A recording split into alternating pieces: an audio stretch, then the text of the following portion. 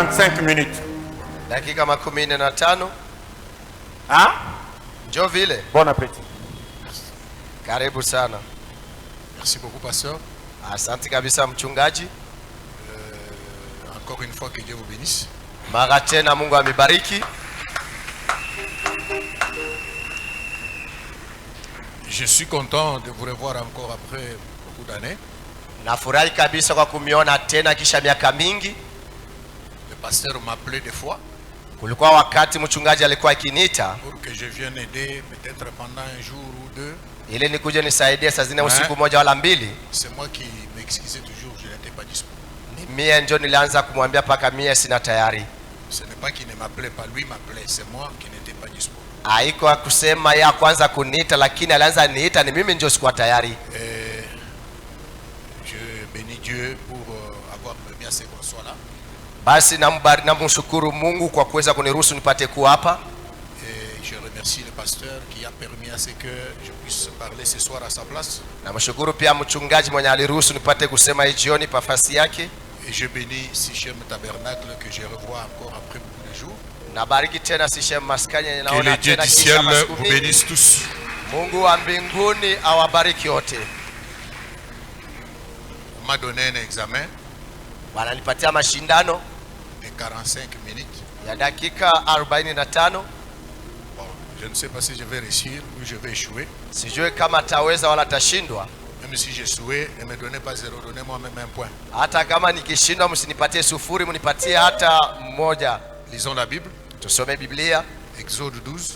Kitabu cha Kutoka sura yake ya 12.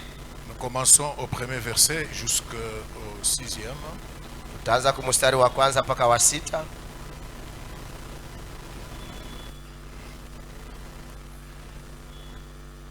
L'Éternel dit à Moïse et Aaron dans le pays d'Égypte: Bwana akamwambia Musa na Haruni mwinchi ya Misri, ce mois-ci sera pour vous le premier des mois. hii mwezi itakuwa mwezi ya kwanza katikati ya miezi. Il sera pour vous le premier des mois de l'année. Itakuwa juu yenu mwezi ya kwanza ya mwaka. Parlez à toute l'assemblée d'Israël et dites: Ambieni kusanyiko yote ya Israeli na museme, le 10e jour de ce mois, siku ya 10 ya hii mwezi on prendra un agneau pour chaque famille, watachukua mwana kondoo kwa kila chama, un agneau pour chaque maison. mwana kondoo kwa kila nyumba. Si la maison est trop peu nombreuse pour un agneau, on le prendra avec son plus proche voisin.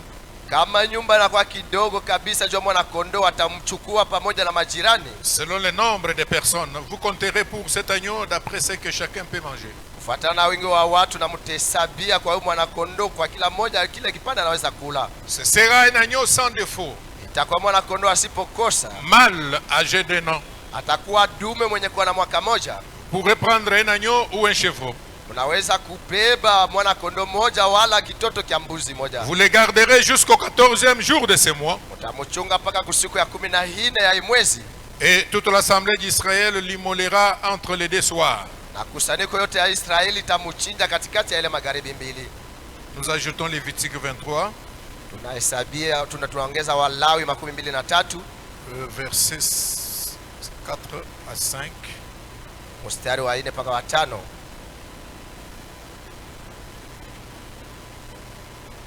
Lévitique chapitre 23, versets 4 à 5. Walawi sura 23 mstari wa 4 mpaka wa 5. Voici les fêtes de l'Éternel, Tazameni makaramu ya Bwana, les saintes convocations que vous publierez à leur temps fixé. ile maaliko takatifu yenye mtatangaza wakati ya kutosha. Le premier mois, le 14e jour du mois, Basi mwezi wa kwanza siku ya 14 ya mwezi, entre les deux soirs, katikati ya magharibi mbili, ce sera la Pâque de l'Éternel. itakuwa Pasaka ya Bwana. Asseyez-vous. Pate kuketi. Nous ajoutons Luc chapitre 22. Tunaongeza kitabu cha Luka sura 22 Du premier verset jusqu'au 15e. kuanzia mstari wa kwanza mpaka wa 15. Il est dit que la fête des pains sans levain, appelée la Pâque, approchait.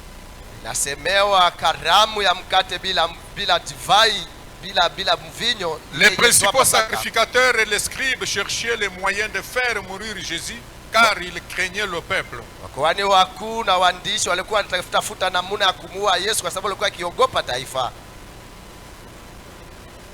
Or, Satan entra dans Judas surnommé Iscariote, qui était du nombre des 12. Isipokuwa shetani akaingia ndani ya Yuda mwenye kuitwa Iskarioti mwenye kuwa katikati ya wale 12. Et Judas alla s'entendre avec les principaux sacrificateurs et les chefs de garde sur la manière de les livrer. Na Yuda akaenda kusikilizana na wakoani wakuu na wale wenye kuchunga namna gisa aliweza kumtoa Yesu. Ils firent dans la joie. Basi wao wakakuwa na Et furaha. ils convinrent de lui donner de l'argent. Na wakasikilizana kumupa fedha. Après s'être engagés, Kisha yeye kuingia ils cherchaient une occasion favorable pour leur livrer Jésus à l'insu de la foule. walikuwa wakitafuta namna juu ya kumtoa Yesu mbele ya ile umati. Les jours de paix sans levain où l'on devait immoler la Pâque arriva. Siku ya mkate bila chachu ile walipasha Et Jésus envoya Pierre et Jean en disant: Yesu akatuma Petro na Yohana kusema, allez nous préparer la Pâque afin que nous la mangions. nendeni mkatutayarishe Pasaka ili tuikule. Ils lui dirent: Wakamwambia, où veux-tu que nous la préparions? unapenda tuitayarishe wapi? Il leur répondit: Akawajibia, voici quand vous serez entrés dans la ville, tazameni wakati mtaingia vous ndani ya mji, rencontrerez un homme portant une cruche d'eau. mtakuta mtu mwenye kubeba ile mtungi ya maji. Suivez-le dans la maison où il entrera. Mfuate mwale nyumba ataingia, Et vous direz au maître de la maison: na mtaambia bwana wa nyumba, le maître te dit, Bwana anakuambia, où est le lieu où je mangerai la Pâque avec mes disciples? fasi ami kulia Pasaka na wanafunzi wangu Et kwa wapi? il vous montrera une grande chambre haute meublée. Na atawaonesha chumba kubwa ya juu. C'est là que vous préparerez la Pâque. Pale mtatayarisha Pasaka. Ils partirent et trouvèrent les choses comme il leur avait été dit. Wanafunzi wakaenda na wakakuta vitu gisi Yesu aliwaambia. Et ils préparèrent la Pâque. Na wakatayarisha Pasaka. L'heure étant venue, il s'est mis à table. Kisha saa kufika wakakaa kumeza Et les apôtres avec lui. na wanafunzi pamoja Il naye. leur dit: Akawaambia, je désirais vivement manger cette Pâque avec vous, nilikuwa nikitamania kabisa avant kula Pasaka de pamoja nawe souffrir. kabla ya kuteseka. Que le Dieu du ciel bénisse la lecture de sa parole. Mungu aliye juu abariki usomi wa neno lake. Nous parlons de la Pâque.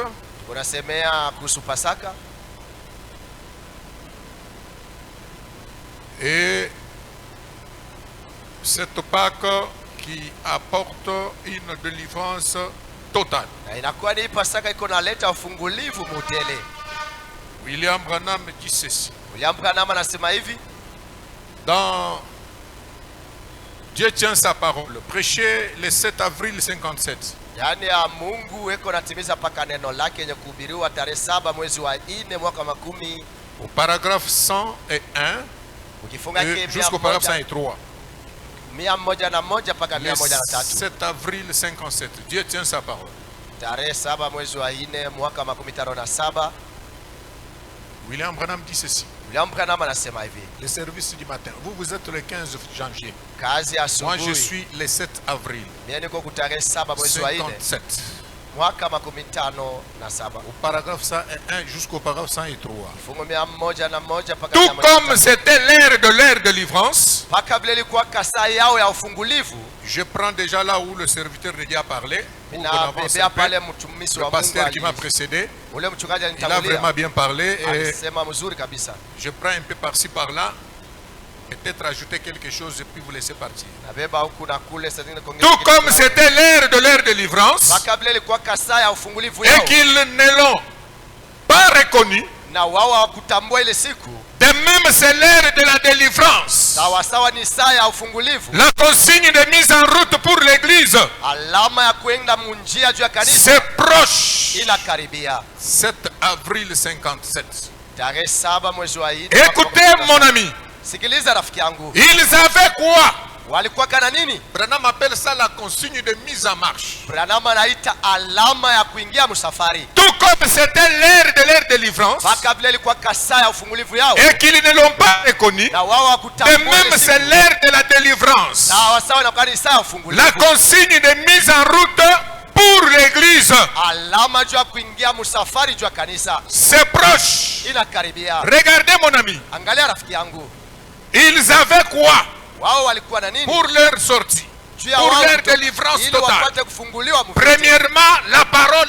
Kwanza walikuwa na neno. Deuxièmement, un prophète. Pili walikuwa na nabii. Troisièmement, un ange watatu walikuwa pour na les malaika conduire, juu ya kuwaongoza, pour les guider. juu ya kuwaongoza. Ils étaient tous d'accord entre eux, tous les trois. Wote walikuwa mumapatano wote tatu. La parole était d'accord avec le prophète. Neno alikuwa mmoja na Et le nabii. prophète était d'accord avec la Na parole. nabii alikuwa mmoja na L'ange neno. était d'accord avec tous les trois, avec tous. Na malaika alikuwa mmoja na wote watatu. La parole Neno était d'accord avec le prophète. ilikuwa mmoja na nabii. La parole, Neno, le prophète, nabii, un ange. malaika, Ils étaient prêts à se mettre en route. wote walikuwa tayari juu ya kuanza safari. Dans le premier exode, Kutoka kwa il y kwanza, avait d'abord la parole. kwanza kulikuwa neno. Quelle parole? Neno gani? La parole promise pour leur temps. Neno yenye kuahidiwa La mwakati yao. parole qui parlait de leur sortie. Neno ilikuwa ikisema juu ya Elle kutoka était kwao. là. Na ilikuwa Et pale. quand Dieu suscite quelqu'un, Na wakati Mungu parce que anaita la mtu, parole devait être faite chère en ce kwa temps-là, sababu neno lilipaswa pour kuwa aider muhimu les ya hommes à wakati. partir. Juu ya kusaidia watu wapate Et quand kutoka. Dieu suscite cet Na homme-là, wakati Mungu anaita yule il mtu, vient conformément à la parole promise de leur temps. eko nakuja mwenye kuambatana kabisa na neno Et kuahidiwa cet mwakati homme-là, yao. comme le pasteur l'a dit ici, Na ule mtu kama mchungaji Dieu, vile quand il alisoma, suscite quelqu'un wakati Mungu et anaita qu'il mtu l'appelle à faire quelque na chose, anamuita afanye kitu fulani, il équipe cet homme-là correctement. eko nampa vyombo vya Il lui kutumika navyo. accorde d'abord une délivrance Kwanza totale anamfungula parce moyote qu'il va pour une délivrance kwa totale. sababu yako naenda juu ya ufungulivu Et mutele. Dieu a équipé Moïse. Na Mungu alimpatia Musa Comment? gisi gani? Sache que je mettrai mon ange devant toi. Jua ya kwamba Moïse, tu n'iras pas seul. Musa utaenda peke Ta yako. commission Kazi yako sera confirmée par la présence d'un ange. itahakikishwa kupitia uwepo wa Et malaika. Na l'ange, pale Moïse, malaika et Musa, la parole du temps de Moïse, neno ya wakati ya la Musa, parole promise à Dieu, à Abraham par Dieu, neno yenye tous kuahidiwa na les Mungu trois Ibrahimu, étaient d'accord pour libérer le peuple. wote watatu walikuwa mmoja juu ya kufungua Comme taifa. c'était pareil en ce temps-là. Vile ilikuwa mwile na muna mwile William sawa. Branham dit, William Branham anasema c'est la même chose aujourd'hui. inakuwa kitu sawa sawa leo. Aujourd'hui, Léo. la Odyssée ne connaîtra pas une délivrance totale Laodikia si itapata il ufungulivu n'y a pas vyote ces trois choses. kama hakuna vivitu vyote Il tatu. faut qu'il y ait la parole promise pour la délivrance de la Odyssée. Inabidi kukuwe neno yenye kuahidiwa juu Et ya kazi ensuite, ya il doit y Laodikia. avoir un prophète comme Moïse. Kisha unapaswa kuwa nabii kama Un Musa. prophète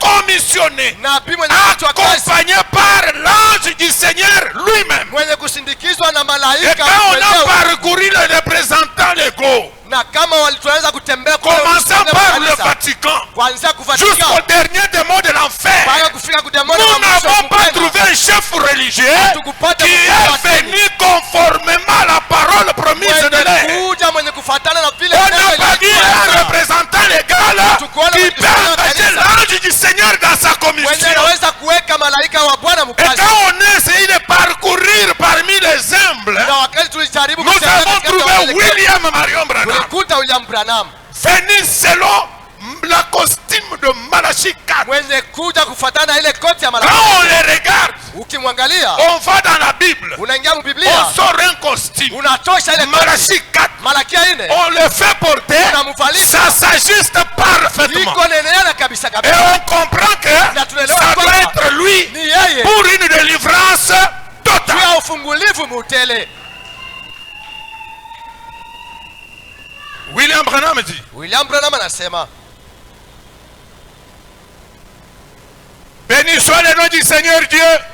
jina la Bwana Mungu ipate kubarikiwa. William Branham tape une fois dans ses mains. Branham ana Nous sommes au temps de la fin. tuko mwakati za mwisho. La parole, Neno, le prophète Nabii, et l'ange, na malaika tous les trois ensemble, wote pamoja, un glorieux témoignage. ushuhuda ya utukufu. C'est pourquoi si j'aime Ndio kwa tabernacle, maana sisha maskani, même nos invités, hata walikwa nous wetu sommes différents des dénominations. tuko tofauti na mazetu. Nous avons le Dieu d'Israël parmi nous. Tuko na Mungu wa Le Israeli Dieu katikati que yetu. nous croyons, Mungu c'est le mwenye même Dieu de la Bible. Kwa ni Mungu moja moja Le mmoja. Dieu de la grande colonne de Mungu fer wa nguzo kubwa la moto qui a été photographié par la science alipigwa picha pour simu confirmer juu ya kuhakikisha l'exactitude de ce message que nous croyons. ukweli ya hii ujumbe tunaamini. Un message qui transforme transforme les hommes, ujumbe ni qui kubadilisha watu, transforme les femmes, yenye kubadilisha qui wanawake, donne au perdu le yenye Saint-Esprit. kinaleta kwa wenye kupotea Roho Mtakatifu, Et nous glorifions Dieu pour cela. na tunamtukuza Mungu kwa ile. Regardez, Angalieni, il est dit dans Nombre 12, inasemewa Muhesabu Exode 12, chapitre 12, mu kitabu cha Kutoka sura ya 12, là où nous avons lu, kwenye tulisoma, il est parlé d'une fête, inasemewa kuhusu karamu de moja, la Pâque Pasaka, que nous célébrons, yenye tuko na que sherekea. presque toutes les églises vont célébrer cette semaine. Ile makanisa yote yatasherekea katikati ya Ijumaa, Même au Vatican, on va célébrer hata ça. kule kuvatikani nako watasherekea hii karamu. Mais que signifie réellement la Pâque? Basi maana ya Pasaka ni nini? Cette fête de Pâques Hii karamu ya Pasaka qu'Israël devait commémorer, ile Israeli apasha ça kusherekea parlait de leur sortie ilikuwa ikisemea kutoka kwao, de l'esclavage vers la liberté, comme l'a dit le pasteur. kutoka muutumwa kwenda kuhuru, kama gisi mchungaji alisema. Cette fête de Pâques, Hii karamu ya Pasaka cette sortie huku kutoka parlait de la rédemption. ilikuwa ikisemea ukombozi, Ça parlait de la délivrance. ilikuwa ikisemea kuhusu ufungulivu, Ça parlait du moment où l'ange est passé dans les camps. ilikuwa ikisemea wakati ile malaika alipita mkampi. Et pendant cette fête, Na muile karamu il y a quelques cérémonies que les enfants d'Israël devaient faire. kulikuwa maibada fulani watoto wa Israeli walipaswa kufanya. C'était une fête. Ilikuwa ni karamu, Même les dénominations vont fêter. kama madhehebu Ils vont passer watasherekea, de nuit dans des églises. watapitisha Mais il mausiku y a un makanisa, problème. lakini kuko mambo. Cette fête ici, Hii karamu pour que l'Égypte arrive à lâcher Israël, ili Misri ipate kuachilia Israeli, quelque chose est arrivé. kulikuwa kitu fulani. L'ange est passé en Égypte. Malaika alipita, Il a frappé les Égyptiens. aliua wana Misri. Quand Pharaon voit ça, Wakati Faraoni anaangalia ile, il dit: hey, Moïse, viens. anasema yo Musa, kuja Maintenant je comprends. hapa, Vous naelewa devez partir. unapasha kwenda. Et l'Éternel dit: Na Bwana anasema comme il a accepté de vous vile lâcher, anakubali comme kumwachilia, vous voulez partir, vile mnapenda kwenda, vous aurez un calendrier différent des calendriers de toutes les nations. mutakuwa na kalendari ya kuachana na makalendari Pour ya mataifa vous, wote juu yenu. Ce mois ici Hii mwezi sera le premier des mois. itakuwa mwezi Ça ya sera kwanza le ya mwezi, commencement de l'année pour votre calendrier. itakuwa mwanzo ya mwezi ya mwaka kajua Alors kalendari. regardez ce que vous allez faire. Sasa angalieni kenye mtafanya Le 10e jour, siku ya 10, puisque vous ne pouvez pas sortir jua mwezi kutoka comme un peuple sans révélation, kama taifa yenye haina na ufunuo, vous devez manger quelque chose unapasha kula kitu fulani qui vous permettra yenye itamiruhusu d'être toujours en bonne santé. ya kuwa wakati wote mwafya Même njema. s'il arrive que la maladie vous visite, Hata kama inafika à magonjwa partir de yanatembelea, ce que vous aurez mangé, kutokea kile kenye vous aurez mtakula, toujours la bonne santé. mtakuwa na afya njema. Le 10e jour, commencez à compter maintenant. Siku ya 10 mwanze Quand kuangalia vous sasa. arrivez le 10e jour, Mkifika siku ya 10 on va prendre un agneau. mtachukua mwana kondoo. Chaque maison des enfants d'Israël, Kila nyumba ya wana wa Israeli ils vont garder cet agneau watachunga ule mwana kondoo pendant 4 jours. mumasiku ine, C'est-à-dire du 10e jour kusoma kuanzia siku au ya 10 14e. mpaka kusiku ya Et au 14, 14e na jour, musiku ya 14 vous allez immoler cet agneau utachinja yule mwana kondoo entre les deux soirs. katikati ya mausiku mbili. Quand on a fouillé, Wakati walitafuta on a essayé de fouiller William Branham walitafuta kutafuta William pour Branham, savoir jua kujua entre les deux soirs c'est à quelle heure. katikati ya usiku mbili ni saa gapi. On a trouvé que Walipata ya kwamba entre les deux soirs, katikati ya yale usiku c'est mbili masiku mbili c'est le docteur en théologie Louis II inakuwa ni ule daktari qui mteolojia a traduit comme ça. mwenyewe aliweza kutafsiri vile. Et quand on a fait recours à la Bible qu'avait William Branham, Na wakati walienda En kwa anglais, William Branham, il est dit: Mkiingereza vous anasema l'immolerez au temps du soir. mutamuchinja Pas mwana entre les magharibi, deux soirs, katikati ya mais mausiku au mbili. temps du soir. Lakini wakati ya Dans magharibi. tous les messages que Branham a prêché Exode 12, Mujumbe il yote parle ya toujours Branham du temps du soir. Eko nasema mpaka wakati ya magharibi. Frère Branham dit dans Christ le mystère de Dieu révélé. William Branham anasema ndani ya Kristo inakuwa ni siri yenye kufunuliwa, Prêché le 28 juillet 63 yenye kuhubiriwa tarehe 28 mwezi wa 7 mwaka wa 63 dans son paragraphe 121. mu kifungu yake 121. Christ est le mystère de Dieu révélé. Kristo inakuwa ni siri ya Mungu yenye kufunuliwa. 28 juillet 63. Tarehe 28 mwezi wa 7 mwaka wa 63. Donc après les sauts, Kisha mihuri au mois de juillet, mwezi wa 7 dans son paragraphe 121, ukurasa yake 121. William Branham dit ceci. William Branham anasema hivi, Vous êtes trop lent à la projection. wenye kuonesha kibao muko polepole kabisa. Christ est le mystère de Dieu révélé. Kristo anakuwa ni siri ya Mungu yenye kufunuliwa. 28 juillet 63. Tarehe 28 mwezi wa 7 mwaka 1963, 121. Frère Branham dit, Ndugu Branham anasema il est le thème principal de la Bible. yeye ni kisima kia katikati ya Biblia.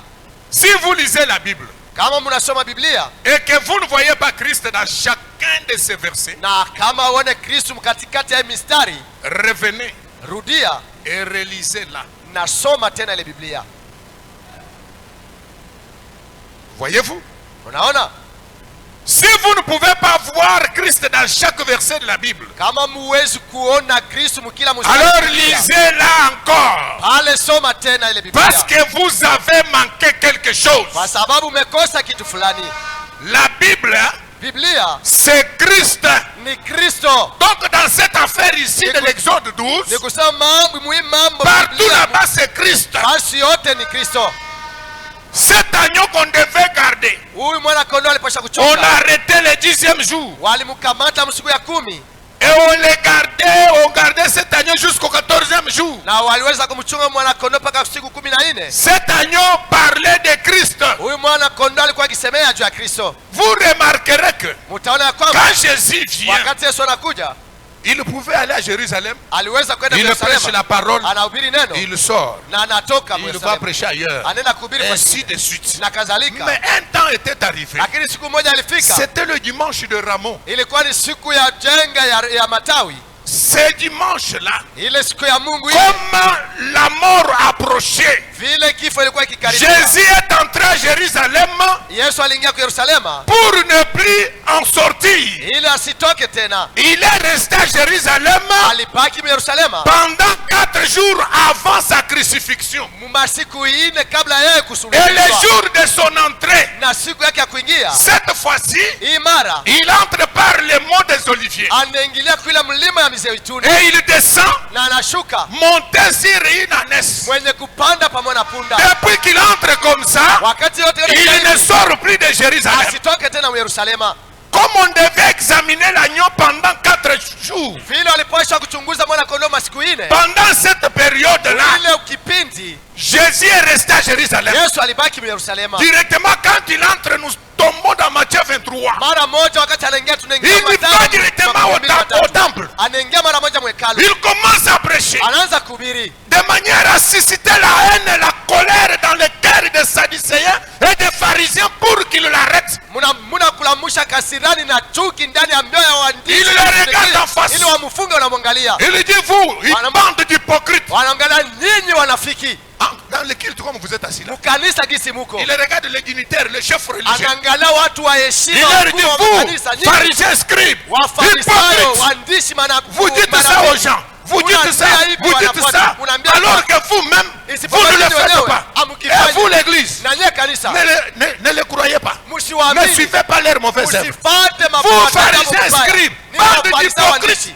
il les a tellement tensés. Aliweza kabisa Quand il kuwachukiza. termine la prédication, Wakati anamaliza il mahubiri, sort. anatoka Au sortir maintenant du temple au chapitre 24, mkutoka de sasa Matthieu. musura 24, c'est alors que Pierre et son groupe ne comprenaient pas quelle autorité cet homme pouvait avoir Ni- aux dernières minutes. ni pale Petro na kundi yake kuweza kuelewa ni mamlaka gani huyu mtu alikuwa nayo Musa ya Quand mwisho. ils partent déjà, Wakati iko natoka, Pierre lui dit, maître, excusez, Petro anamwambia pouvez-vous vous arrêter un peu unaweza kusimama pour kidogo voir un peu la construction du temple? juu ya kuangalia mbele majengo ya hekalu.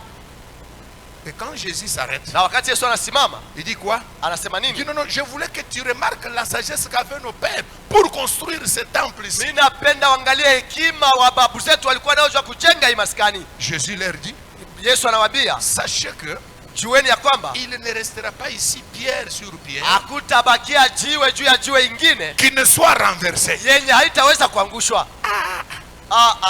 Mais cet homme, il est comment? Huyu mtu ekoje? Il parle encore de la destruction de ce temple. Anasemea tena kuhusu kubomolewa kwa hii majengo, Alors que là-bas, il avait déjà dit que isipokuwa kule alisema vous, nyinyi détruisez ce temple. mupate kubomoa Et hekalu, moi, na mimi dans 3 jours, mumasiku je tatu veux le rebâtir. nitaijenga On tena a voulu upya. l'arrêter. Walitafuta Mais c'était kumfunga la grâce de Dieu. kama kumbe alikuwa ni Aujourd'hui, il Mungu. répète encore Leo l'histoire de tena détruire ce temple anasema ici. tena kuharibu Alors qu'il a hekalu. fallu 46 ans. Isipokuwa ilibidi miaka 46. Ce jour-là, c'était le matin. Ile siku ilikuwa ni asubuhi. Maintenant, le soir, Sasa magharibi wala il jioni monte sur la montagne des Oliviers anapanda kuile mlima ya avec une Mizeituni. poignée de ses croyants. na waaminifu kipande wala Et nusu. là, il lui pose la question. Pale wanamuuliza, Seigneur, explique-nous un peu. Bwana kwanza utufasirie, Quand est-ce qu'il ne restera pas ici, pierre sur pierre, qui ne soit renversé? ni wakati gani kwa hii hekala kutabakia jiwe juu ya jiwe ingine yaangushwa? Frigide, Mkato, dites-nous encore, utuambie tena, quel sera le signe de ton avènement? ni alama gani itakuwa juu ya kuja kwako? Frigide, Mkato, et dites-nous encore, quel sera le signe de la fin des temps? na utuambie tena ni alama gani ya wakati ya mwisho? Quand Jésus ouvre la bouche Wakati Yesu anafungua kinywa avec l'église, pamoja na kanisa le soir sur une montagne, magharibi juu ya mlima, il commence à leur parler du signe de son avènement. anaanza kuambia kuhusu alama ya kuja kwake. Quoi? Nini? Il commence à leur parler des sceaux. Anaanza kuambia kuhusu mihuri.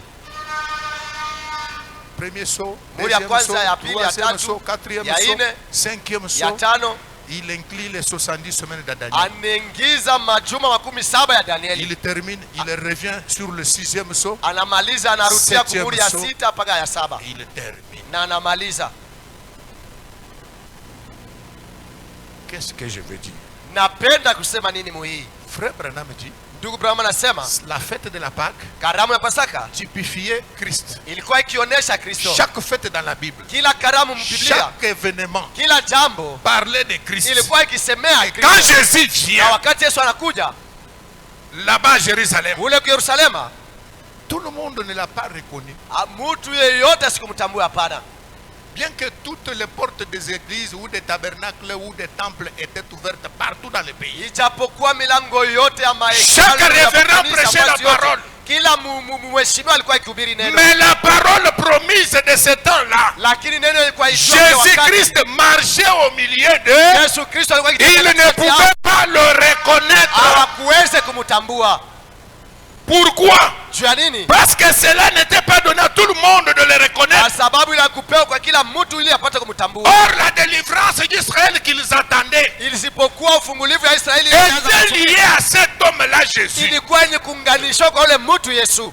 Il était dit dans Ésaïe 53, Ilisemewa mu Isaya 53 du premier verset jusqu'au 5e. mstari ya kwanza mpaka ya 5. Ésaïe 53.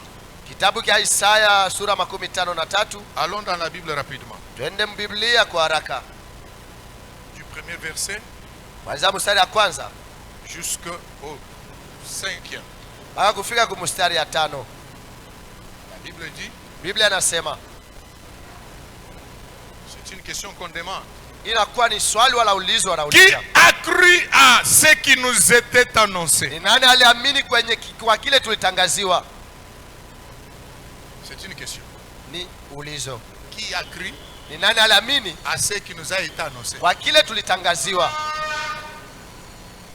Il nous a été annoncé quoi? Ilitutangaziwa nini? Qui a reconnu le bras de l'Éternel? Nani mwenye alitambua mkono wa Bwana? Hein? Ni nani? Aujourd'hui l'église. Leo kanisa. Qui a cru à ce qui nous a été Ni annoncé? nani aliamini kwa kile Qu'est-ce qui nous a été annoncé? Ni nini Il ilitutangaziwa? nous a été annoncé Malachie 4. Ilitutangaziwa Malaki Qui a cru 4. à cela? Ni nani aliamini ile? Qui a reconnu le bras de Ni l'Éternel? nani aligundua mkono ya Bwana? L'Éternel n'a pas un bras comme le mien ici. Bwana hana na mkono kama mkono yangu hii, hapana. Hein? Mnasikia?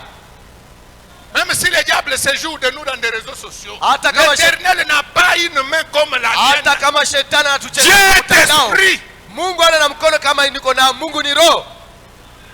Mais le bras de l'Éternel, Lakini mkono wa c'est Bwana sa puissance. ni uwezo Qui wake. a reconnu la promesse et qui a palpé de ses propres yeux la puissance qu'accompagne cette promesse. Ni nani alitambua malako na aliweza kuamini kuile malako ya uwezo yenye iliahidiwa. Il s'est élevé devant lui comme une faible plante, Alisimama mbele yake comme kama un vile rejeton chipuko, qui sort d'une terre desséchée. ama ile chipuko yenye inatoka mudongo Il na kukauka. n'avait ni beauté ni éclat pour attirer nos regards. Hakuwa na urembo wala Ça, kupendeza c'est na notre kuvuta Seigneur macho yetu. Jésus-Christ. Huyu ni Bwana wetu Yesu Kristo, Et son aspect n'avait rien pour nous plaire. na uso wake hakuwa na kitu cha kutufurahisha.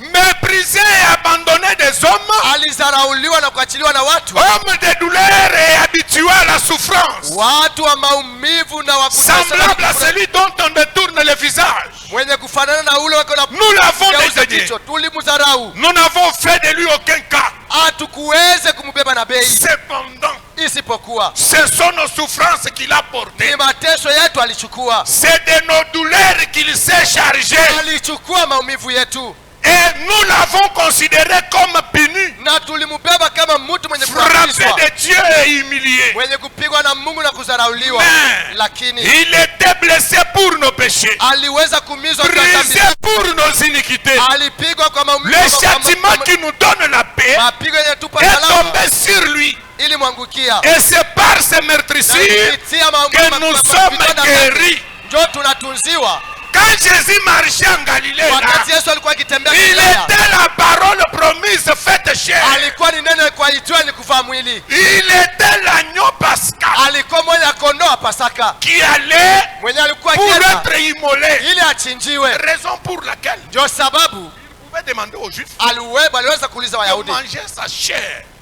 wapate kula mwili et de wake boire de son sang. na kunywa damu yake. Mais les Juifs ne comprenaient tout. Wayahudi hawakuelewa, hapana. Personne ne l'a reconnu. Hakuna mtu alimtambua. Je vais vite. Naenda kwa Mon haraka, problème, c'est l'agneau. mambo yangu ni mwana kondoo, Et l'agneau, son grand problème, c'est le soir. na mwana kondoo mambo yake kubwa ni wakati ya magharibi. Donc, Ni kusema Jésus-Christ, Yesu Kristo notre agneau pascal, mwana kondoo wetu wa Pasaka, quand il entre à Jérusalem, wakati anaingia Yerusalema personne ne l'a reconnu, hakuna mtu alimtambua excepté le petit groupe de croyants. kutosha ako tukundi kidogo ya Personne ne waaminifu. croyait Hakuna mtu que alimwamini. toutes les promesses de l'Ancien Testament Mumalako qui yote parlaient de la ya venue kale du Messie yenye ilikuwa étaient ikisemea kuja accomplies kwa Masia devant eux. ya kwamba ilitimizika mbele zao, Néanmoins, ils pouvaient parler aux autres du salut. lakini waliweza kusemea kwa wengine kuhusu wokovu, Alors qu'en réalité, lisipokuwa kweli ils n'avaient pas ce salut-là. wale watu hakukuwa na ile wokovu. William Branham dit ceci. William Branham anasema hivi, Dans la loi qui possède une ombre, ndani ya sheria yenye kushika kimvuli prêché le 21 juin 56. yenye kuhubiriwa tarehe 21 mwezi wa 6 56, La loi qui possède une ombre, ile sheria yenye kuwa na kimvuli prêché le 21 juin 56. yenye kuhubiriwa tarehe 21 mwezi wa 6 mwaka wa 56. L'interprète divin de la parole écrite dit ceci. Tafsiri wa Mungu wa Yesu Kristo, L'interprète divin mtafsiri wa Mungu de la parole écrite wa neno yenye kuandikiwa dit ceci au paragraphe 33 anasema hivi kukifungo jusqu'au 33 paragraphe 35. au kifungo 35. Alors, Hivi basi, quand Dieu s'est tenu là, wakati alisimama pale il a dit, alisema, voici mon programme. tazameni programu yangu. Et maintenant, Na hivi sasa une parole. neno, Au commencement était la parole. hapo mwanzo ilikuwa Oh. neno, isipokuwa Une parole neno moja est une pensée exprimée. ni wazo yenye kuonyeshwa. Dieu pensait cela. Mungu alifikiri ile, Eh bien, ce Zuri. n'était qu'une pensée. ilikuwa tu ni wazo. Mais quand il l'exprima, Wakati alionyesha cela na devint une kusema, parole. ile ikakuwa neno, Et une fois que cela est exprimé, na wakati ile il wanaisema ne peut pas la retirer. ile neno hawezi Il kuifuta. doit s'en tenir à cela. ili anapaswa kusimamiwa na kutimiza ile neno. C'est donc pour cette raison Ndio sababu que la Bible déclare clairement que Jésus ile Biblia inasema kwamba était Yesu l'agneau de Dieu Yesu alikuwa mwana immolé kondoo wa Mungu avant la fondation du monde. mwenye alichinjiwa mbele ya kuumba mbingu na dunia, Car kwa sababu à l'instant même hapa sasa où Dieu a prononcé la chose, wakati Mungu anatamka neno, il fut immolé dans le ciel à ce moment-là. ule mwana kondoo akachinjiwa mbinguni mwili La wake. seule chose qu'il avait à faire, Kitu moja kilipaswa c'était de kufanya matérialiser cela. ni kutimiza ile kitu. La seule chose qu'il avait à faire, Kitu kitu moja alipasha c'était kufanya, d'amener cela au point culminant. alipasha kufika mkutimiza ile kitu 4000 ans plus tard, miaka 1000 avant baadaye, qu'il ne soit immolé en réalité. kabla ya kusema ule mwana kondoo achinjiwe kweli kweli. Mais Lakini quand Dieu a prononcé la chose, wakati Mungu alisema kitu, c'était si parfait que ilikuwa kamilifu cela kabisa. devait s'accomplir. Unamuna kusema ile ilipasha Et cela a pu être enregistré comme un document dans le ciel. na ile aliweka mumukaba kama vile Parce que kitu Dieu kule l'avait mbinguni. dit, Kwa sababu cela Mungu aliweka, devait s'accomplir. ile ilipasha kutimizika. Ce n'est pas étonnant Aishangaishe qu'il ait dit, apate kusema ta postérité uzao wako écrasera la tête du serpent. itaponda kichwa ya nyoka. Eh bien, vous direz, Mzuri mtasema c'était Jésus. ilikuwa ni Yesu. Branham dit, Branham anasema permettez-moi de vous dire une chose. muniruhusu niseme nimwambie kitu moja. Branham demande, Branham anauliza combien de chrétiens, Wakristo des wangapi, chrétiens nés de nouveau y a-t-il ici? Wakristo wenye kuzaliwa jipya wenye Branham kuapa. dit, levez la main. Branham anasema munyangula mkono.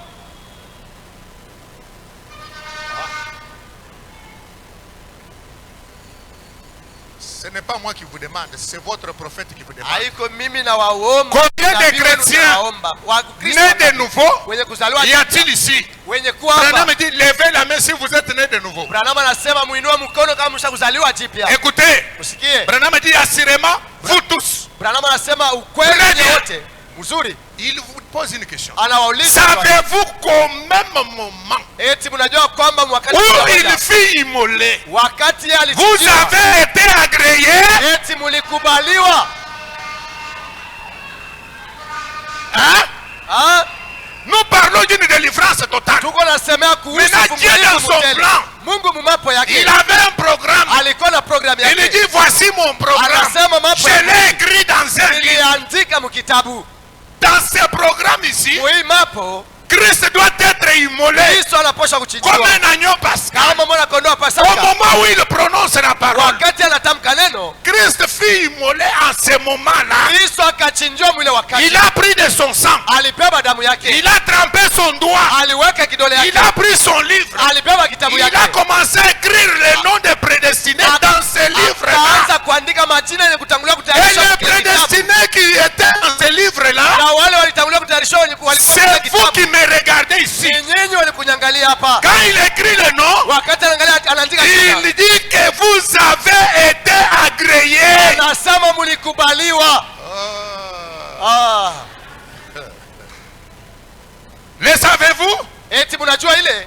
Oh, Oh. vous direz, frère Branham, Mutasema ndugu Branham, j'ai été sauvé il y a environ une semaine. niliokolewa kulisha kwa juu. Gloire à Dieu. Utukufu kwa Mungu. Un nouveau nom a été écrit dans la gloire. Jina mpya aliandikiwa muutukufu. Branham dit, attendez une minute. Branham anasema subiri Je dakika ne moja. cherche pas à me singulariser, mais Sitafuta kujifanya wa la pekee, Bible hapana. présente la chose autrement. Biblia inaonyesha kitu mnamna ingine. La Bible dit, Biblia inasema dans le livre de l'Apocalypse, kitabu cha que dans Ufunuo les derniers ya jours, kwamba msiku za mwisho l'Antichrist mpinga Kristo serait très religieux atakuwa watini et kabisa qu'il irait ça et là na atenda kuna et kule agirait comme une personne religieuse na atatenda kama mtu wa et kidini qu'il séduirait tous les hommes sur la face de na la terre. atatongoza watu wote pa udongo. C'est dont Ule mtu le nom wale n'ont majina pas yao été écrits dans haikuandikiwe le livre de vie de l'agneau. ndani ya kitabu cha uzima wa mwana kondoo. Quand Wakati gani? depuis la fondation du monde, Kutoka kuumba mbingu ya msingi ya ceux-là, dunia. ils ne seront pas séduits. Wale watu kama Les hawezi autres kutongozewa, peuvent être séduits. wale wengine wanaweza kutongozewa. Maintenant, quand il a écrit Sasa wakati yeye aliandika vos noms là majina yenu dans un livre, ndani ya kitabu, il a pris ce livre-là, alibeba ile kitabu, il l'a scellé de 7 sceaux. alifunga na mihuri 7 Il vous a gardé là-bas. na alimichunga mule. Maintenant, quand Jésus vient à Jérusalem, Wakati Yesu anakuja kwa Yerusalema, c'est pour venir matérialiser la chose. ni jua kwa kutimiza kitu, Mais en réalité, lakini kwa kweli l'épouse était déjà rachetée dès avant la fondation bibi du monde. harusi alikuwa mwenye Mais kukombolewa comme il y avait kutoka tout un mbingu na dunia, programme à suivre, lakini kulikuwa il mpangilio a wa commencé kufuata. d'abord par démontrer ça dans des types dans l'Ancien Testament. Kwanza alianza kuonesha ile kupitia Et mifano quand kwa Agano la Jésus Kale. vient, Na wakati Yesu anakuja Comme la véritable agneau pascal, kama mwana kondoo wa kweli wa il Pasaka, meurt, anakufa, il paye le prix. analipa bei. Quand il paye le prix, Wakati analipa bei, C'était le matin. Ilikuwa ni asubuhi. C'est pourquoi les Juifs ne l'ont pas reconnu. Ndio kwa maana Wayahudi wakumtambue. Pourquoi les Juifs ne l'ont pas reconnu? Kwa nini Wayahudi wakumtambue? Parce que selon la Bible, selon le type de la Bible, Ndio kufuatana na mifano ya Biblia. l'agneau qui ôte les péchés, Mwana kondoo mwenye qui kuondoa dhambi. accomplit l'expiation sur le croyant, Mwenye kutimiza ondoleo la dhambi kwa waaminifu. ne fait pas ce travail-là le matin. Asifanyake ile kazi Le asubuhi. problème de l'expiation, c'est au temps du soir. Mambo ya ufu ya C'est pourquoi ondoleo le la dhambi matin, Dieu magharibi. les a aveuglés. Il les a empêchés de les reconnaître. Ndio kwa maana asubuhi Mungu aliwapofusha Pourquoi? Parce wasimtambue. que quand il mourait là, Kwa sababu wakati il alikuwa accomplissait akikufa, quelque chose. alikuwa akitimiza kitu. Il regardait devant lui. Alianza kuangalia mbele Il yake. vous voyait. Alikuanza Il kuiona. voyait l'époux Alikuanza kuona qui était virusi. sorti de sa cause. Mwenye alitokaga Et le programme devait continuer mambo alipasha kuendelea. jusqu'au temps du Na soir. wakati ya magharibi, Du 14e jour, usiku wa 14, il y a eu des sabbats. kulikuwa masabato mbili. Cette année pour les Juifs, Cette année pour les gentils, ce qui fait 14. Maintenant au 14e jour, le soir du 14e jour, c'est là où l'agneau ndio kule mwana kondoo devait être immolé. alipasha kuchinjia. C'est pourquoi quand il fait ça, Ndio kwa wakati wanafanya hivi, Jésus part. Yesu anasema Il part. anaenda, Il va quelque part. anaenda fasi fulani, Il reste là-bas. anabakia pale. Le ciel le garde. Mbingu inamwangalia, inamchunga. Les gens ont cherché à savoir, mais Seigneur, c'est comment? Maintenant que tu pars, c'est comment? Watu walitafuta Nous, kujua on Bwana pensait sasa unaenda ni que, alors nini? que Sisi nous, on tuliwasia espérait kusema. que, Sisi maintenant tuliamia que tu kusema commences à partir, c'est comment? C'est comment? unaanza C'est comment? kwenda, mambo itakuwaje? Il dit non, ne vous en faites pas. Anasema mshangaike, Restez là. mubakie pale, Vous serez mes témoins. Vous allez servir de témoins d'ici là. mutabakia washuhuda wangu, Je sais mtanishuhudia ce pale. que j'ai fait. Najua L'histoire kenye niko continue. nafanya, historia iko inaendelea. Et après, il monte. Na kisha napanda, On le prend, il part. wanamchukua anaenda, Il reste là en train de regarder là où il est parti. wanabakia pale mlikuangalia fasi alienda. L'ange vient. Malaika anakuja, Il dit, mais vous regardez toujours au ciel que Seigneur. muko naangalia mpaka tu ne sais kumbingu. pas, notre Seigneur est allé là-bas. Oh, aujue Bwana wetu anaenda kule. Ça va, je vous comprends. Ndio nawaelewa. Mais vous savez ce qui va se passer. Kile kilitendeka, Ça, c'est acte 2. hii ni Matendo pili mstari wa 3 19 à 21. 19 mpaka Jésus là qui est 21. parti. Ule Yesu alienda, Le ciel doit le recevoir mbingu inapasha kumpokea et doit le garder na inapasha kumchunga jusqu'au temps de rétablissement de toutes choses. mpaka wakati ya kurudisha kila kitu. Il sera toujours bloqué là. Yeye atabakia mwenye kuchungwa pale. Et nous avons parcouru les âges. Na tulitembea Nous vizazi, sommes arrivés tulifika au temps de rétablissement de toutes choses. wakati ya kurudisha kila Qui kitu. doit rétablir toutes Ni choses? nani atarudisha kila kitu? Élie de Malachie 4. Ni Elia Malakia 4. C'est lui qui doit rétablir toutes choses. Yeye ndio atarudisha kila kitu. Maintenant, je voulais reculer un peu. Napenda kurudia kidogo. Jésus-Christ, Yesu Kristo quand il mourait là, wakati alikuwa akikufa quand pale, il n'était pas encore né, wewe ulikuwa bado haujakufa, dans la chair ici, haujazaliwa mwili, mais en Christ, lakini ndani ya Kristo tu existais. ulikuwa uko Tu naishi, étais en lui. ulikuwa ndani yake. Lui, il t'a dévancé. Yeye Il alikutangulia, a pris ta place. alibeba nafasi Il yako a fait tout ce qu'il a fait na là. alifanya yote Et alifanya. Branham dit, Na Branham anasema vous avez été agréé en ce moment-là. mulikubaliwa mwile wakati. Il a accompli pour vous Ésaïe 53. Alitimiza juu yenu Isaya 53. Frère Branham dit Ndugu Branham anasema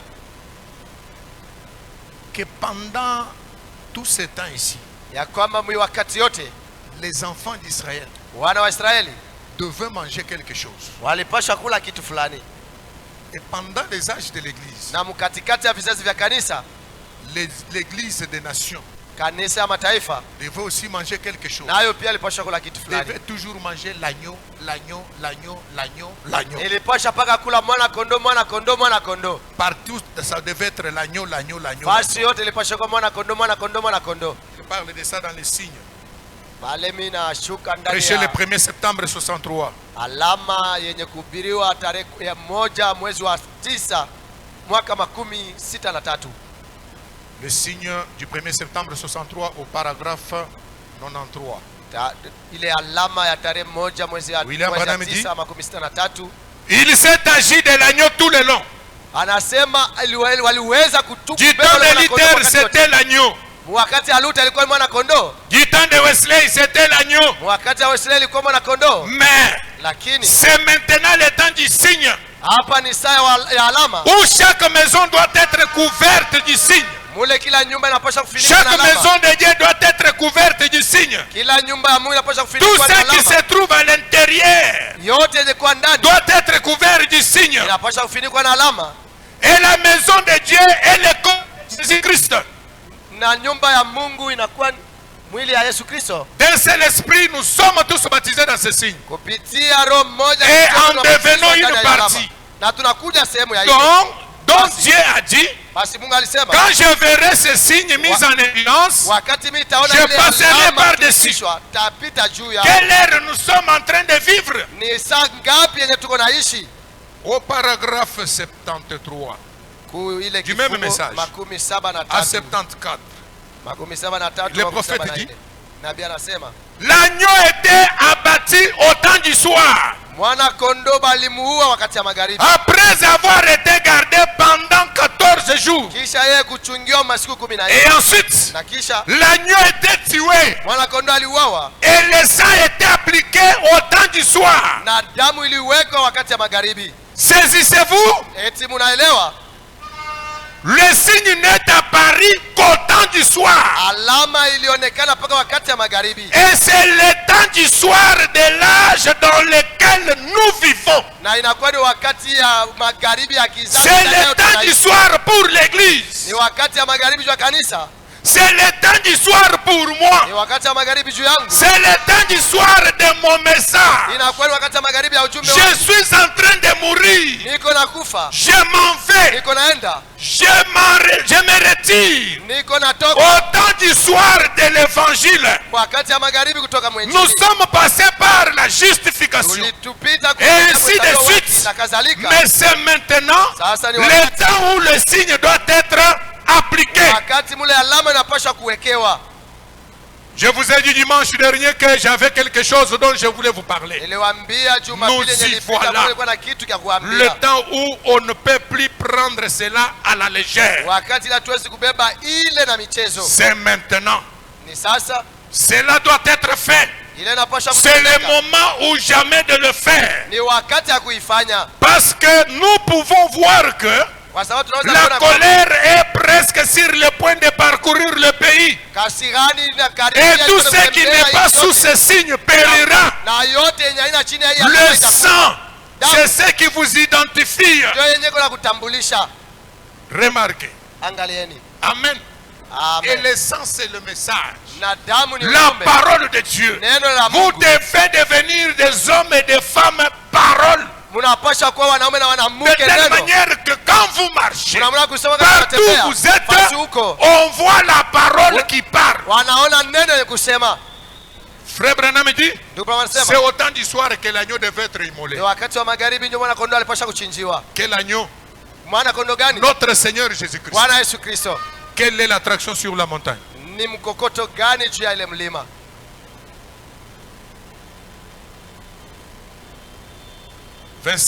25 juillet 65.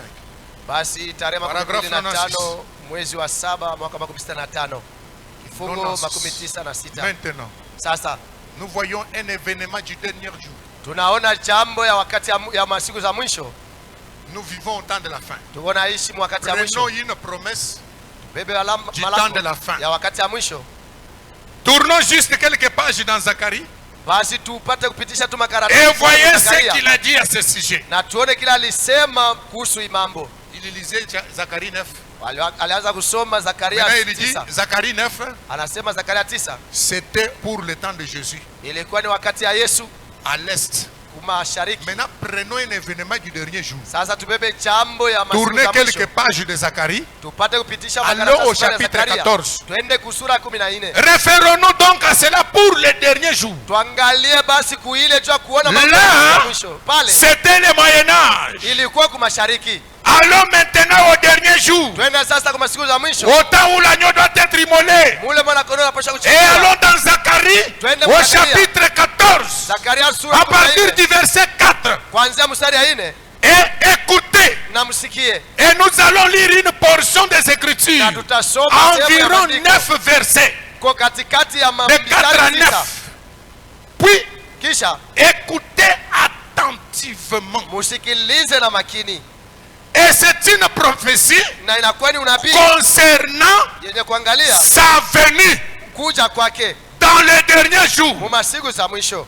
Écoutez donc attentivement maintenant. Mufate na makini. Ceci est ainsi dit le Seigneur. Hii inakuwa ni hivi Bwana. Zacharie 14, c'est la promesse Zakari pour le temps du soir, juu ya wakati ya pour les derniers jours. juu ya masiku za mwisho. Ça parle de quoi? Ça parle de sa venue au dernier jour. Niko nasema kuja kwake C'est masiku za mwisho. ainsi dit le Seigneur. Hivi Bwana anasema. On ne conteste pas avec l'ainsi dit le Seigneur. Hauwezi kukatala ile Bwana anasema. William Branham dit, William Branham anasema cet événement-là, quand il prend ça, ile jambo wakati anabeba hii, il parle du grand événement de l'histoire de la Odyssée. ego nasemea juu ya jambo kubwa ya wakati ya Laodikia. Le grand événement du 28 février 63. Ile mambo kubwa ya tarehe 28 mwezi wa pili mwaka 1963. Il présente cela. Anaonesha ile. Il dit ça. Anasema hivi, Cette promesse, hii ahadi wala c'est baraka sa venue. ni kuja kwake. Zacharie 14, Zakaria 14 c'est sa seconde venue. ni kuja kwake kwa pili. Qu'est-ce qui se passe? Ni nini natendeka? Il progresse. Anaendelea. Il dit qu'est-ce qui est arrivé à cette montagne. Anasema ni nini nilifika kule mlima wa kulaya kwa jua. Je pense que vous allez me donner même un point au lieu de 0. Naamini kwamba mtanipa hata moja J'ai pahali déjà pa terminé sufuri. mes minutes. Qu'est-ce qui est arrivé à 107? Ni nini nilifika kule C'était mlima wa kulala kwa Dieu jua? confirmant sa parole. Ni Mungu alikuwa akihakikisha neno Quelle lake. parole? Neno gani? Apocalypse 10. Ufunuo 10. Qu'est-ce qui se passe dans Apocalypse 10? Ni nini Il napitikana? y a un ange puissant Kuna kwa malaika wa qui uwezo descend du ciel wanashuka et il y a le mbinguni. 7e ange sur la Na terre. kuna kwa malaika wa saba Celui qui duniani. descend du ciel, Ouais, qu'est-ce je- qu'il fait? Wanashuka Il mbinguni, s'incarne. anaingia Il s'incarne dans le 7e ange. anaingia Quand malaika il wa saba. s'incarne, Wakati qui anaingia s'incarne? ni nani anaingia? C'est le même Jésus de l'Orient. Ni Yesu moja moja kwa mashariki. Dans Apocalypse 10, le ciel s'ouvre. Mufunuo 10 mbili Quand le unafunguka. ciel s'ouvre, Wakati mbili ça unafunguka. libère Jésus. Inamwachilia Yesu. Jésus sort. Yesu anatoka. Quand il sort, Wakati anatoka. il trouve le 7e ange sur la Anakuta terre malaika au wa moment de saba. cette venue-là. Kwa dunia Et le kuja kwake. 7e ange le reçoit. Malaika wa Il saba wanapokelea. s'incarne dans le 7e ange. Anaingia malaika wa Quand il saba. s'incarne dans le 7e Wakati anaingia ange, malaika wa saba. lui Jésus, Yeye Yesu il est la parole. anakuwa neno. Il est le sceau qui ont été révélés. Anakuwa ni mihuri yenye ilifunguliwa. C'est pourquoi quand il s'incarne, Ndio kama wakati il anaingia. vient avec le petit livre. Anakuja na kitabu On dit ndogo. au 7e ange, Anamwambia malaika va wa saba. vers l'ange puissant. Uende kwa yule malaika wa Prends saba. le petit livre. Beba ile kitabu kidogo. Mange-le. Uikamate. Mange ce petit livre. Uikule ile kitabu kidogo. Avale ce petit livre. Uimeze. Parce que tu iras prophétiser vers plusieurs nations. Kwa sababu utaenda kuleta maunabii. Jésus entre. Yesu Il anaingia. change de masque. Anabadilisha Il mumbo. porte maintenant un costume. Anabeba sasa Il koti. peut être en calipsie. Anakuwa À mkipara. ce moment-là, Ile wakati il commence maintenant à nous donner l'agneau au temps du soir. anaanza kutupatia mwana kondoo wakati ya magharibi. L'agneau, c'est Christ. Mwana kondoo ni Christ Kristo. est la parole. Kristo ni neno. Et Non. les 7 sceaux, c'est la totalité de la parole. Na mihuri saba ni Quand utamka il neno. entre maintenant, Wakati anaingia sasa. il commence à prononcer la Anaanza parole. kutamka neno. Quand vous mangez la parole, Wakati unakula vous neno. mangez l'agneau pascal. Uko nakula mwana kondoo wa Pasaka. C'est pourquoi, Ndio kwa maana quand il entre, wakati anaingia William Branham William Branham devient notre agneau pascal William Branham anakuwa mwana que kondoo nous wa Pasaka devons wetu. manger Ule tunapaswa pendant kula. la fête. Mukaramu. Nous mangeons comment? Tunakula je? Frère Branham dit, William Branham. quand j'ai dit frère Branham Wakati dit, unasema William Branham vous vous anasema, dites amen, wewe unasema vous amina. mangez, Wewe unakula. frère Branham dit, Unakula ndugu Branham. ce n'est pas que ce sont les paroles de frère Haina Branham. kusema ni maneno ya ndugu Mais Branham, lakini Dieu Mungu s'est servi de notre masque alitumikisha pour vous wengine nourrir de la parole. kwa kutulisha Parce maneno. qu'aujourd'hui, Kwa sababu leo ce n'est pas un agneau à 4 pattes. jua haina mwana kondoo wa mikulu ine. L'agneau à 4 pattes, c'était en Exode. Mwana kondoo wa mikulu ine ilikuwa ni Du mkitabu temps de Kutoka. Jésus, l'agneau avait 2 pieds. Wakati ya Yesu mwana kondoo alikuwa na miguu mbili. L'agneau avait transformé le lieu. Mwana kondoo Il avait 2 pieds. Alikuwa na miguu. Quand Jean disait voici l'agneau de Dieu, il pointait un homme à 2 pieds. Alianza kuona pas un animal à 4 pattes. Hapana nyama mwenye Au temps du soir, wakati ya magharibi, les seaux doivent être brisés. C'est-à-dire Christ doit être immolé. Et les seaux ont été brisés par frère Branham. Quand j'ai dit frère Branham dit, vous mangez, vous dites amen, la parole entre. Quand vous mangez, ça vous donne la force de marcher encore. Quand vous êtes malade, je lis frère Branham ce qu'il dit concernant la guérison divine. Vous dites merci Seigneur, la foi monte là-bas, vous vous emparez de la guérison, vous êtes guéri. Par qui? Par notre Seigneur Jésus-Christ qui est venu manifestant son bras puissant. C'est-à-dire manifestant sa puissance, manifestant des œuvres immuables. Depuis Enoch jusqu'à aujourd'hui, il les a accomplis par frère Branham.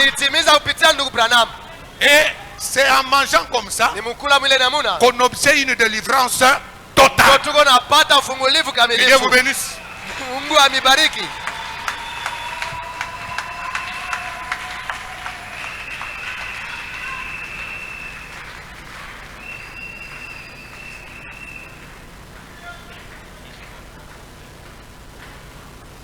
Vous lui donnez combien? Pas 0 quand même.